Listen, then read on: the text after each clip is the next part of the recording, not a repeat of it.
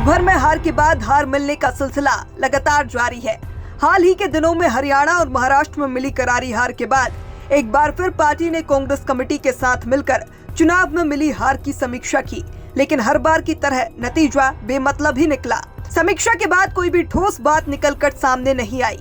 दरअसल कांग्रेस अध्यक्ष मल्लिकार्जुन खड़गे ने कांग्रेस वर्किंग कमेटी की बैठक में महाराष्ट्र और हरियाणा चुनावों में हुई हार की समीक्षा की। उन्होंने इन चुनावों में पार्टी की उम्मीद से कम प्रदर्शन पर चिंता जताई है। उन्होंने आंतरिक मतभेद और ईवीएम पर सवाल उठाते हुए पार्टी कार्यकर्ताओं से स्थानीय मुद्दे पर फोकस करने का आह्वान किया है। 2024 के लोकसभा चुनाव में कांग्रेस की वापसी की सराहना करते हुए उन्होंने स्वीकार किया है कि बाद में विधानसभा चुनाव में अपेक्षित परिणाम नहीं मिले हैं। खड़गे ने पार्टी से आत्मचिंतन करने और अपनी कमियों को दूर करने का आग्रह किया है। इस बैठक में राहुल गांधी, प्रियंका गांधी वाड्रा, केसी वेणुगोपाल और जयराम रमेश समेत कई नेता मौजूद रहे।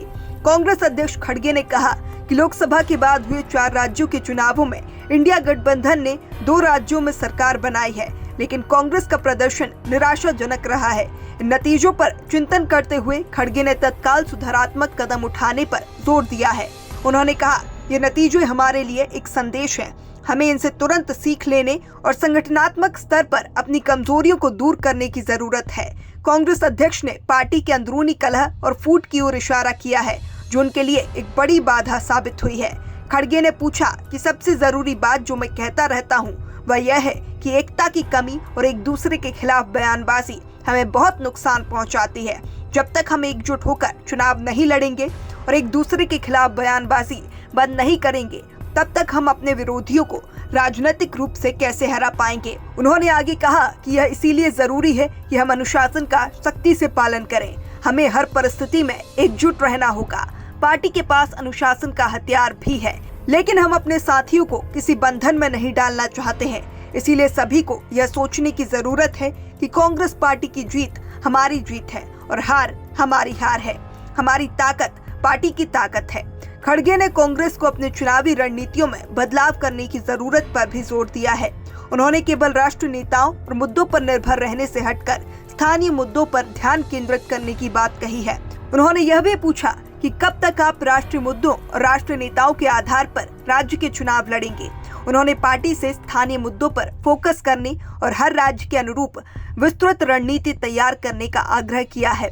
उन्होंने जोर देकर कहा कि चुनाव की तैयारी कम से कम 1 साल पहले शुरू हो जानी चाहिए, जिसमें वोटर लिस्ट मैनेजमेंट पर खास ध्यान दिया जाना चाहिए, ताकि यह सुनिश्चित हो सके कि पार्टी के समर्थकों का प्रतिनिधित्व हो।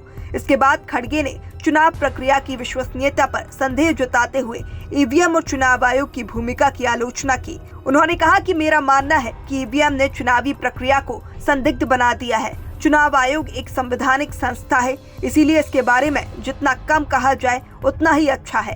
लेकिन देश में स्वतंत्र और निष्पक्ष चुनाव सुनिश्चित करना उनका संवैधानिक दायित्व है।